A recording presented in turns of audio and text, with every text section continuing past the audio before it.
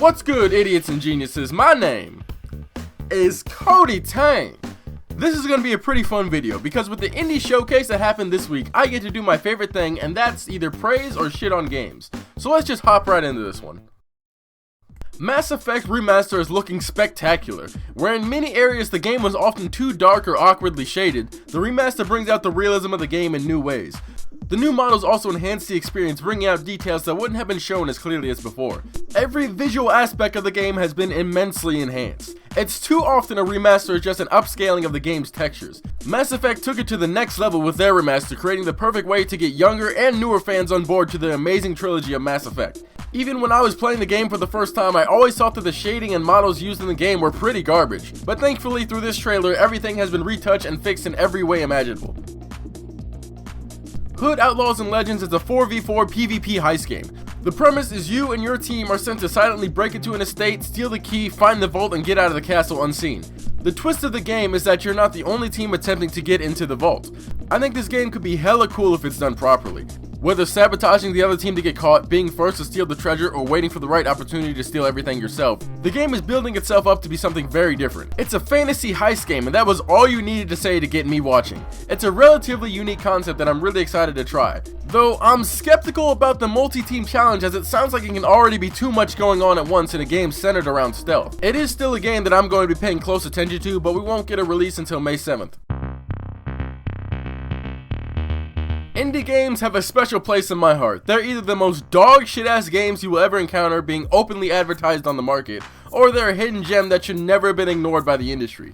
I would say you never know what you're gonna get, but let's be honest, it's mostly just trash. But let me not be too harsh on indie developers. They're trying their best, and oftentimes it's a small team of about 5 people, if not just one, so that alone is worthy of immense praise. Our first game is called Road 96. It's a game that is going to attempt to tackle the best category in gaming, and that's multiple choice. These developers claim this game is procedurally generated, meaning every time you play the game it'll be something different for you, or maybe it won't be. Multiple choice games often end up very disappointing. My take on what I'm seeing in this trailer is that it's all mostly the same scenarios with slightly varied dialogue. If they can pull off multiple choice in a game, that would be impressive, but let's be real. These games usually have one destination that is mostly unchanged in the end. Here's hoping Road 96 breaks the chain. Runners are cool. They're not console cool. Probably why they denied this dude from joining the game industry, because he wanted a mobile game aesthetic on the console. Aerial Knights as a first game, fair enough, congratulations, you did it. It's too often mobile games get a pass for low quality because they're just for passing time when you're bored. Unless you're just one of the people pulled into their predatory business practices, then maybe you just have a problem. Aerial Knights has a great aesthetic and I like the vibe of the game, but the levels barely look passable. The gameplay also doesn't look much different from any other runner on the market, and if you're gonna try and push this subpar genre, you've gotta do something to impress, especially on the console. Oh wait, there's a demo? Alright, well, who am I to deny one of gaming's greatest forgotten forms of entertainment? And make sure it sound right, boys. The very second the title screen pops up, you're met with the heavy bass of hip-hop music. Once you accept to hop in the first level of the game, you're presented with a constant barrage of slow-mo actions that get stale after the third slowdown when you realize that every obstacle is color-coded. Blue for slide, yellow for a quick hop, and red for a high jump. You can also sprint to break through doors, or throughout the whole level if your reaction times are quick enough to handle it. But until you beat normal mode of this game, you won't be getting very far with your sprints, as the game is going to slow-mo you every single time you come up to an obstacle. Something to note is that this game is completely devoid of sound aside from the music that plays in the background, which I mean isn't as bad as it could be because the music is by far one of the best parts of the game, but there's something about hearing the constant explosions or cars crashing or blaring from police sirens, or you know, sounds you'd expect to be audible as you play the game. These sounds would add heavily to the atmosphere and work to amp up the adrenaline. The slow-mo form of gameplay continues into level 2, so by now it's extremely annoying. This excessive hand-holding is a massive turnoff. Except for this part with the drone where the game just randomly decides it's no longer going to slow-mo you, so you just die because why would you expect that? And then it goes slow-mo a second later. The design choices are just really strange. This isn't even me asking for a professional touch. This game is switching between holding my hand and leaving me to get my head sliced off. That literally made no sense. The way that levels end is extremely abrupt. You go from running to an instant end screen. After beating level 2, you jump to level 5 of the game, and you guessed it. 5 levels in, and the game is still hitting you with that sweet, sweet, high-octane slow-mo action. So at this point, I've realized this is an actual design of the game. If you want slow-mo to be turned off, you have to play insane mode. You know what would be much better? incorporating the slow-mo feature into gameplay. The more obstacles you dodge, the more it contributes to a slow-mo meter that you can flip on and off. Problem solved. Here's a tip for you, Aerial Knight. Do not force slow-mo into your runner except for the first level where you're explaining the mechanics. That's fine until it's no longer a new obstacle. Remember how I said the music was one of the best parts of the game? That was until I realized that the game consists of entirely 2 instruments and every song sounds damn near exactly the same. This whole game is beyond amateur. What the fuck am I playing? This shit is amateur for a fucking amateur. Aerial Knights, what the fuck is this? You're charging $15 for this shit? Get the fuck out of here, dude. This shit is ass. Thank you for playing the demo. Get the fuck out of here, bro. They should have left this shit ass game begging outside the door. This is exactly why developers are afraid to put demos out. Last Stop is a game by Annapurna Interactive, known better as the creators of What Remains of Edith Finch and Florence. It's a story about 3 interloping stories, and well, that's pretty much it, because the trailer just kind of ends. I don't know what this game is. Another game by Annapurna Interactive. This one is about, I don't know, dude. The trailers literally told me nothing about either of these games. Ollie Ollie World is yet another runner, but this time you play as a skateboarder. The gimmick of this runner is that you can meet characters along the way, and was that you're on a skateboard. The coolest aspect I can pick up from this game is how they change paths. Other than that, the art style is hideous and it's a runner, so don't expect anything incredible. The Longing is a game where you play as a servant and you wait 400 real-life days. That's right, 400 real-life days. In order to pass time, you'll mine, push rocks, walk in water. You walk. That's what you do in this game. You walk and wait 400 real-life fucking days. This is one of the worst mechanics I have ever seen in a video game. This was this guy's passion project, apparently. And dude, what the hell do you do with your time where you think this will be a fun game? The sheer amount of content in this game would have to be absolutely stellar for anybody to want to actually play that. But judging from this trailer, you walk slower than a turtle trapped in tar. So some games just should not exist. There is no game, wrong dimension. It's described as a point-and-click adventure game. It's a game that constantly switches its genre and apparently has a story behind it. There's quite a few different styles shown off in the trailer, and I think it's weird enough to give it a try yourself. So, here's something I didn't expect to see in an indie showcase. Teenage Mutant Ninja Turtles Shredder's Revenge is a classic side-scroller beat-em-up. This is an obvious must-buy to fans of the franchise and beat-em-ups. It's hard to mess up a beat-em-up game. Just throw some cool combos in, add 4-player co-op, and let us wreck house with the barrage of enemies you throw at us. Cris Tales is a turn-based RPG that incorporates time travel magic, which can apparently make enemies younger so you can kill them. That's one of the most off-the-wall things I've heard today. Turn-based RPGs are such a dying genre. Action RPGs have been taken over recently and for a very good reason. As a whole, they're just so much more engaging and entertaining. I don't have an interest in playing yet another cookie-cutter turn-based RPG. Cris Tales does have a demo though, so... Alright, so I actually really love the adorably hand-drawn art style of this game. It's not too exaggerated that it's ugly, but just enough that it has plenty of personality with every character and environment. The art perfectly fits in line with classic American cartoons from the 90s and early 2000s, and the voice direction is fantastic. Every character, even random NPCs on the street, are given a voice, which is something that's becoming a trend in larger RPGs, but has rarely found its way to more classic ones like these. It can be a risk depending on the developer just how well these games do acting-wise. Many indie devs just stick to silent text boxes. You take on the role of Crispell, a girl from an orphanage in a town that's being harassed by raiding parties of goblins. Her world flips over when a frog named Matthias steals one of the roses from the orphanage's garden and leads her to the town's cathedral, where she accidentally opens up the crystals of time, which allows her to see the past, present, and future all at once.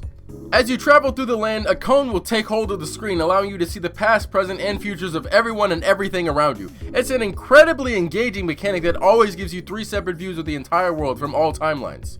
At first, it's nothing more than a visual gimmick, but eventually Crispell gains the ability to use Matthias to switch between the timelines. This allows you to interact with a world where characters are either younger or older. Based on Crispell's actions, she can even alter the events of the future or the present. These decisions are decided by you throughout the story, which actually adds a massive replay value to the game. But this ability isn't solely left to Crispell. She isn't the only person capable of messing with time. As the story goes on, you meet characters that can interact with it in different ways, aside from altering what happens in them. It's an idea that can lead to so many possibilities that the demo teases upon as the story goes on, and I was actually excited to start messing with the events of time. This gives the game a layer that's beyond the combat system, and it's such a unique idea that I can't praise the developers enough for introducing it. In the spirit of classical JRPGs, the overworld gives you an interactive view of the world map, and your characters become supersized to accommodate the massive scale in the world, allowing you to run to different towns and other areas in the game. The turn-based take on this game comes in a sort of reaction-based system. You can double up your attacks by pressing A right when your attack lands, and this translates to enemies attacking you as well. Pressing A just as their attack lands will enable you to block or parry and take some of the damage off of you. Depending on the side of the screen the enemy is on, you can send them to either the future or the past, dramatically changing their stats and skills. It can also add even further effects if you inflict them with an ailment before shifting their timeline. This is actually one of the most unique takes I've ever seen on turn-based combat, and I've gotta say, it's really fun to play this game. Combat is so engaging. You never have to put down the controller due to the reaction system that requires you to react to oncoming attacks and even your own abilities. This game manages to be thought-provoking out of combat as you work to solve puzzles and are given choices that alter the various timelines. Even thought-provoking in combat as you work to figure out various weaknesses and combinations between skills and timelines that will keep you trying new things while fighting. Cris Tales is an incredibly unique RPG that has completely found its own style, and the demo completely sucked me into this game. So yeah, it's official, I've fallen in love with it. This is going to my pre-order list immediately. And this is why demos are an amazing thing for gaming that absolutely needs a return for every single game that comes out. Without the ability to try this game risk-free at no cost first, I wouldn't have given this game a second glance, and I'm so happy I did. Cris Tales isn't just coming to the Nintendo Switch, it's also coming to the PlayStation, and they'll both be available July 20th. GetsuFumaDen Undying Moon is a 2D hack-and-slash game. It's got dungeons, bosses, and apparently an unforgiving skill-based combat. If you're into hard-ass games, this one sounds like it's trying to tickle your sweet spot. Aztech Forgotten Gods is an action-adventure game that crosses technology with ancient mythology, and it looks pretty damn good for an indie game. The animations for movement and combat are actually really well done, and the special effects work to really bring this game to life. The bosses are massive and the game really tries to go for that AAA feeling. I can see this game doing pretty well on its release. Skul the Hero Slayer is an action platformer that seeks to flip the norm of the hero banishing evil. Instead, you play as the game's villain. But we all know how games like these go. By becoming the villain, you are the hero. Rarely ever does a villain character you play ever do anything that can be considered slightly too villainous. But with that said, this game looks insane. You take on a variety of different abilities to approach enemies with. The game sports super fast paced and overwhelming combat. It looks dope and I might just have to buy the game myself. Art of Rally. It's a drifting game. You drift, you race against a leaderboard, you drive a car. The game's art is atrocious and the cast of cars are made up of older models. I mean, that's it? Kiwi is a game where you play as a Kiwi, either Jeff or Deborah, and you basically work at a postal service. Your job is to try and send out mail while a bunch of wacky shit goes on around you that tries to prevent you from doing anything. It's a cute aesthetic, and I'm sure you and a friend will have a fun time messing around in this game. Pretty neat idea for a platformer. Labyrinth City Pierre the Maze Detective. It's a Where's Waldo looking maze game where the goal of the game is to catch a guy named Mr. X. Along the way you can find various things you can interact with, and I'm assuming that's pretty much the best part of the game. I'm not interested in this game at all, but maybe you are, and that's just alright. Weaving Tides is an isometric adventure game where you play as a little girl. A guy? A character named Tass. You ride different yarn beasts and take on various puzzles using your yarn animal. There's even bosses, and that's pretty cool. I've never been a fan of isometric games, and even further, I don't have any interest in this game. It looks extremely basic, but has a nice gimmick of playing as a yarn furry who can weave through the environment. It's a cool concept, but it looks like it needs more time to really flesh out that idea. The House of the Dead remake comes from the arcade game series of the same name. It's an on-rails shooter, meaning it's torturously outdated. It's not worth picking up, just go to any arcade and play the on-rails shooters there. I can promise you'll have a much better time with a modern-day arcade shooter. Enter LILIES Quietus of the Nights is a 2D action platformer with a horror element put into it. You play as a little girl attached to some sort of knight, which allows her to travel and survive in this beautiful yet haunting world. I love 2D platformers for games like this, proving that 2D games are still a viable genre in the industry. Even today, they continue to push their genre forward in so many ways, constantly taking inspiration from each other and making something new out of it. Definitely a must-buy from this lineup. Beast of Maravilla Island is an enchanting photography adventure game filled with loads of fantasy creatures that you take pictures of. This is basically the game that Pokemon Snap should be in nearly every aspect, because a game being on rails is always a terrible idea. Though without the Pokemon title, this game risks being injured from the similarities. I'm pretty glad that a peaceful game like this was able to be previewed in the indie showcase. Sometimes it's nice to just relax and be immersed in something that's just relaxing, and this game seeks to fill that itch. This is Fez. We all know what Fez is. I've never played it myself, but this 2D diorama-like platformer has always been unique since day one. If you're a die-hard fan of 2D platformers, then Fez is a must-buy for you if you haven't already played it, or just want to give it another go since its first release in 2012. OXENFREE 2 Lost Signals was the final game announced at the very end of the showcase. The first OXENFREE was a 2D mystery adventure game where you work to figure out why you're endlessly looping on the island and try to get off in the best way possible. It was a game sporting 10 possible endings that I had a lot of fun playing. The second game appears to be doing more of the same, and that may or may not be a good thing.